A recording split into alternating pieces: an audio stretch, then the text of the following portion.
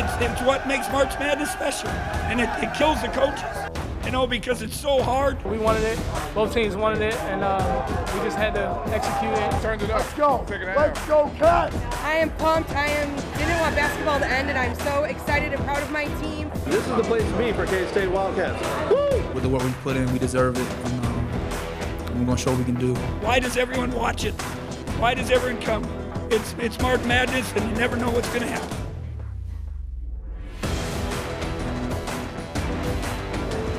And it is the second weekend. Welcome to a special edition of The Road to the Final Four on Eyewitness News. Yeah, today we're talking all things Wildcats as K-State gears up to take on Kentucky in the Sweet 16. So this is the 10th time they'll be playing each other. All 9 times previously, K-State hasn't done so well. So hopefully this is the one. Yeah, but Big Blue Nation's a lot of this, a lot of talk. This is not their best team by far. This team is absolutely beatable. If Dean Wade is quasi-healthy for this game and he gets some good minutes, K-State can absolutely win this game. But of course, Vegas doesn't think so. The fans don't think so. A lot of people not showing respect to K-State. We'll get into that a little bit. Here is the matchup. The 9th seeded Wildcats take on the 5 seed Wildcats. Again, that's K-State versus Kentucky. You'll be able to watch the game right here on KWCH 12. It's the second one of the evening, just so you know. It'll start after the Loyola and Nevada game, so it could be a little bit after 8:37, depending on how that game goes, Melissa. But right here, that is the key. Yeah. Our live tournament coverage continues now with Katie Johnston live in Atlanta, Georgia. That's where the South region plays the Sweet 16 and the Elite 8. Katie, what's it like there? Yeah, Kansas State pregame party right behind me here. Things are wrapping up at the party, but a party it was here in the Peach State. Purple Wildcat team showed up and showed out. All the fans ready to see their team take on another Wildcat team, Kentucky. I talked to several folks while things were getting set up here in downtown Atlanta, and even though the Cats are facing a higher seeded team, maybe even a more athletic, taller team, these folks here are pretty confident in K-State. State, obviously, because we are a scrappy defensive team. But I think we're going to win. I think it's destiny. It was a very pleasant surprise to be here, but I tell you what, it doesn't have to end here. Oh, I'm looking forward for a win, man. We're going to take on Kentucky. We got to beat them. All right, let's go Cats. Talked to some players in the locker room yesterday. We're going to talk to them just a little bit later in the show. Katie, thank you. We need your help proving our fans are the best. Take a look at your screen right now. This is what you're going to see here. Our sister station in Kentucky has declared a like war on Facebook, meaning whoever gets the most likes wins. So if you're a K-State fan or if you just want to show Kansas is better than Kentucky, share our post right now and like it. Bring it up on your phone right now. Again, like it, share it, and tell your friends. Right, Will? Is that a like war? Is that a thing? I've never even heard of it. It's a thing now. Who knew? I bet we get one tomorrow, too. The Big 12 coaches certainly showed no respect, selecting the boys to finish in 8th out of 10 teams. But that's nothing new. Expect nothing less. I still say it in the huddle before the games and just remind them. Doesn't really bother us anymore, I guess. Remember, we was picked 8th. Like, this team was picked way ahead of us. Well, they finished in 4th. Then the Cats were disrespected by bracketologists all over the country. I really don't pay much attention to it until it's time to decide if we win or not. Eventually, the Cats made the dance to the 9th seed, but they were down Dean Wade. No way they'd make it past the first weekend. Oops, here they are, the Sweet 16. Their next challenge, Kentucky, for the right to dance in the Elite 8. Well, no one really knew who the University of Maryland-Baltimore County was until they knocked out #1 seed Virginia. Remember this moment here? The Retrievers were a 16 seed. It's the first time ever that a 16 seed has beaten a 1 seed in the men's tournament. After that win, they went to take on K-State, but fell to the Wildcats 50-43. That's how we're right here. Several fans were at the school to welcome the team home despite them returning in the middle of the night last week. It's a great feeling, so surreal, something we dream of as kids, make the NCAA tournament, and to be the #1 team in the country is even great, I think we're so happy with changing the culture here at UMBC, see these fans coming out here, see us at 2 a.m. in the cold. It's a great feeling. We're really excited for what we did. Well, for the K-State UMBC game, it was standing room only at the Student Center on campus. The UMBC Athletics Twitter page became a huge hit during their first game in the tournament, and they carried that into the game against K-State. I don't know if you've seen this conversation back and forth. It gained more than 100,000 followers in about 2.5 days. Now remember, because of that win, Little Caesars is offering free pizza. That's on Monday, April 2nd, between 11:30 a.m. and 1 p.m. I'm glad the Wildcats won, but that sure was a good story there. Free pizza? I'm in. The Wildcats have been led all season long by a Kansas kid, Dean Wade. He's become K-State's best player, and while the college basketball world is starting to get to know him in parts of the country and know him well around here, everyone in his hometown knows him better than anyone. With a population just over 1,000, St. John, Kansas may not have much. There's no stoplight in town. A firehouse. Not going to be a lot going on in town. A water tower and the familiar sound of kids who love to play basketball. But inside this gym, Dean Wade made sure St. John's on the map.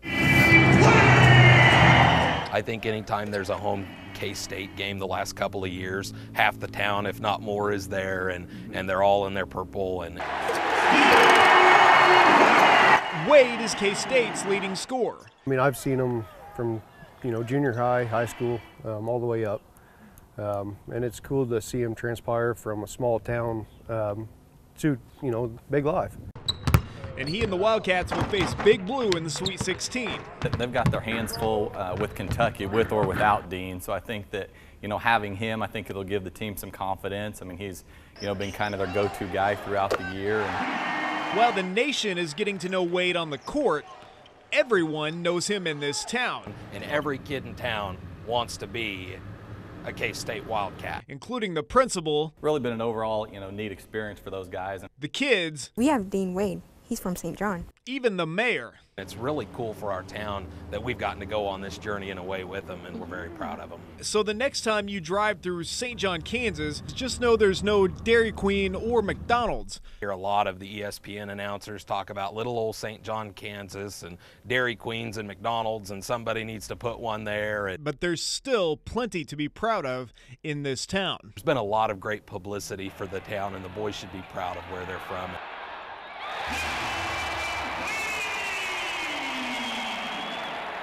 Now, St. John has a rich basketball history as well. Dean Wade grabs those headlines in the spotlight, but the town has produced a pair of K-State basketball players.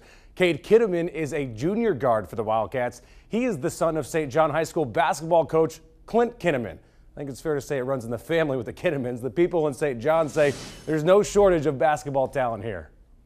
It's pretty rare for a small community our size to have two kids that are playing Division I basketball. So really been an overall, neat experience for those guys and for our community to get the exposure that we have.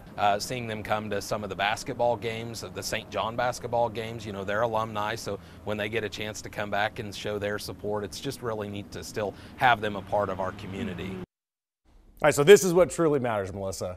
At least on paper. What are the odds the small-town boys win it tonight? The website 538 has the Wildcats with just a 29% chance to beat Kentucky, and the numbers get smaller from there. Only a 2% chance to win it all. Syracuse has the worst odds this round as they face second-seeded Duke. All right. We'll take that, though. We got this. K-State fans are showing their support on Twitter, following along with the hashtags K-State MBB or EMA. You can show us your support, too. Just send us a photo on the KWCH 12 app. And you can also follow Katie on Twitter for updates throughout the game night. She'll have reports live later on tonight on Eyewitness News after the game. All right, first she joins us, though, again live with a preview of the matchup against Kentucky, what the players are saying as they get ready to fight for a spot in the Elite Eight. That's next. And he's the head coach of the Wildcats, but not everyone is sold on Bruce Weber, despite being in the Sweet 16, even though he's doing so well. What fans have to say about him next. You're watching a live edition, a special edition of the Road to the Final Four. We're talking K-State Wildcats for the entire half hour leading into the game right here on KWCH 12. Do yourself a favor, stick around. We'll be back in about less than 2 minutes. 2 minutes. We've been doubted the whole season, so it doesn't really bother us. We're still just going to play our best. Still got to play with a chip on our shoulder that we've been playing with all year. We've been doubted all year, and now it's at the point where we've proven that we can play with anybody. Now we just got to prove it once more.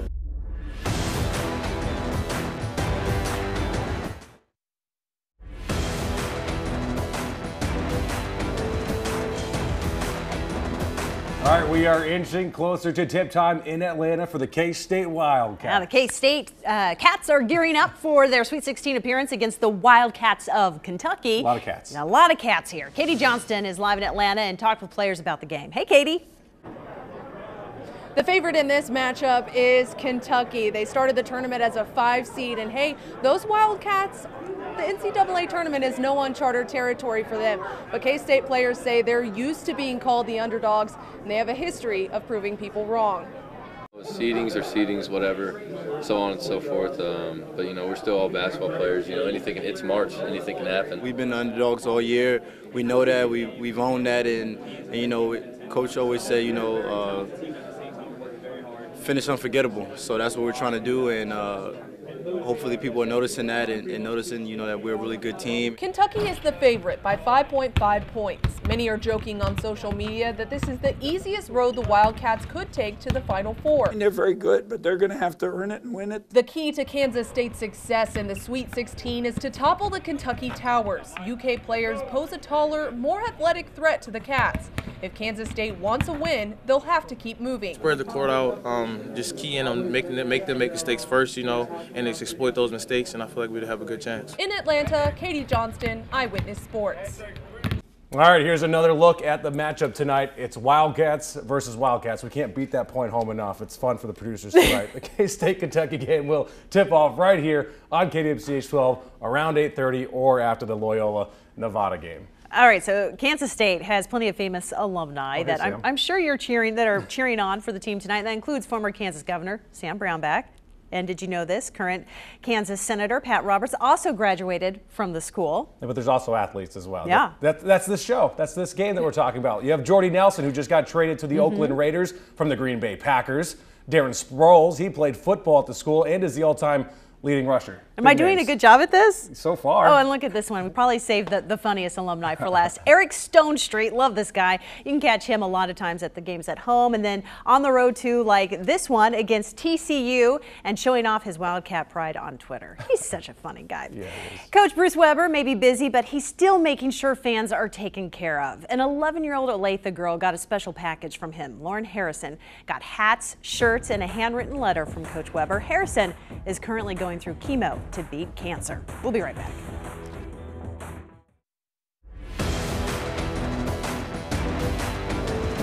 Well, if you've got some friends who are over in Atlanta, or maybe you're planning to go for the next game that'll be coming up on Saturday for the Cats, I'm being optimistic, of course.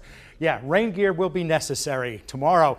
Dry day, but mostly cloudy, 61 the high. Saturday, a few showers with 70 degrees. Showers, maybe even a couple of thunderstorms Saturday night. And then Sunday, yep, rain back in the picture. So it'll be a little bit damp, but at least the temperatures are going to be relatively comfortable for the folks who are in or headed to Atlanta as we head through the next few days. If you're staying at home, going to watch it on Channel 12, well, not looking too bad for the next couple of days. We've even got some chances for showers and thunderstorms here late Monday and again on Tuesday, as well as Thursday next week. Temperatures riding a roller coaster, though, for the next 10 days.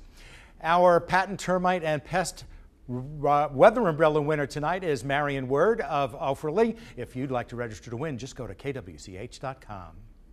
All right, so the last time K-State was in the Sweet 16 was in 2010. That was under head coach Huggy Bear, Bob Huggins. He's now at West Virginia. The Mountaineers are one of 4 Big 12 teams left in the NCAA tournament, including K-State, KU, yes, West Virginia, and Texas Tech. And one of 4 coaches whose career has run through the state of Kansas as well. You have Bruce Weber, Bill Self, Bob Huggins, John Calipari.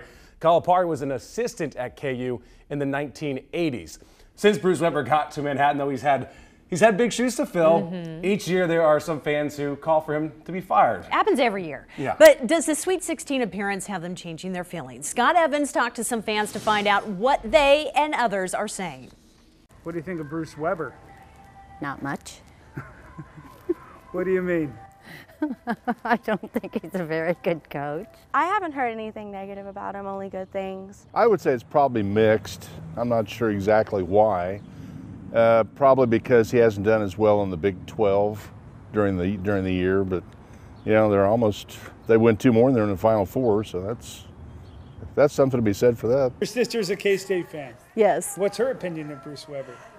She has kind of a love-hate for him. I mean, when he does a job well, he's the greatest guy on earth, and when he's losing, she thinks they ought to can him. Well, to be honest with you, I think the K-State fans, they kind of jump on the bandwagon now. They're all for him. So if they hadn't gotten as far as they had, they may not be as complimentary right now. Does their success in this tournament change your opinion of him at all? No. I mean, I think he's doing pretty good so far, so I can't complain. That one woman is not holding back. I get it, but he has a tough job. Could you imagine hearing all that and then doing what he has to do? They struggle in the Big 12. They finished 4th. They're one of 16 teams still playing basketball out of 351 teams. Give the guy a break. Maybe jump on board and give him a hug next time you see him.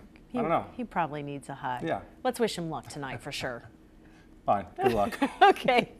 I don't think that woman will. Oh my gosh. Straight ahead and look at what comes next for the Wildcats. Win or lose. Stick with us.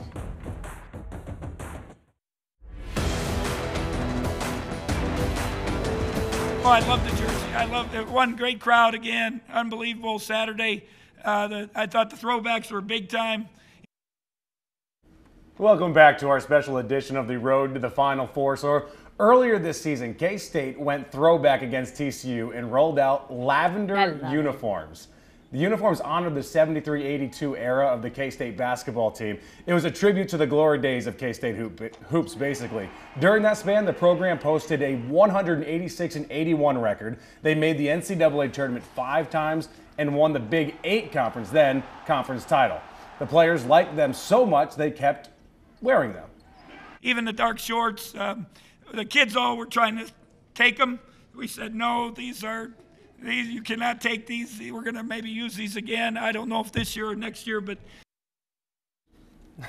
All right, also I want to correct the fact that Frank Martin was actually the head coach during the 2010 season when they went to the Sweet 16. He was previously an assistant under Bob Huggins before that. Thank you for that correction. And the game starts right here on KWCH 12 in just a few hours. If K-State wins tonight against Kentucky, they'll go on to the Elite 8. They'd face the winner of the Loyola Nevada matchup, which you can watch here on KWCH in about 15 minutes. All right, so Will, if they lose tonight, which they won't, what can fans look forward to next season if they lose? They should be loaded, absolutely loaded. They only lose one player to graduation, but should return all their starters and then some. This is the projected starting lineup, barring any transfers or roster shakeups. You never really know. You have Barry Brown, Dean Wade, Kamau Stokes, Xavier Sneed, Cartier Jada, Ahmad Wainwright, McCole Maween, and James Love. Is that enough? We got some strong men up there. You do indeed. You can see the depth they have beyond their normal rotation as well. There's St. John native Cade Kinnaman and Pearson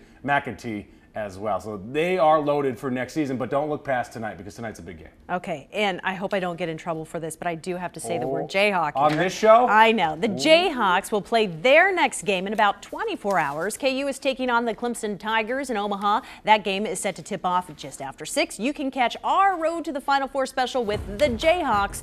That's tomorrow at 5:30 right here on KWCH 12. We're going to be back in 2 minutes.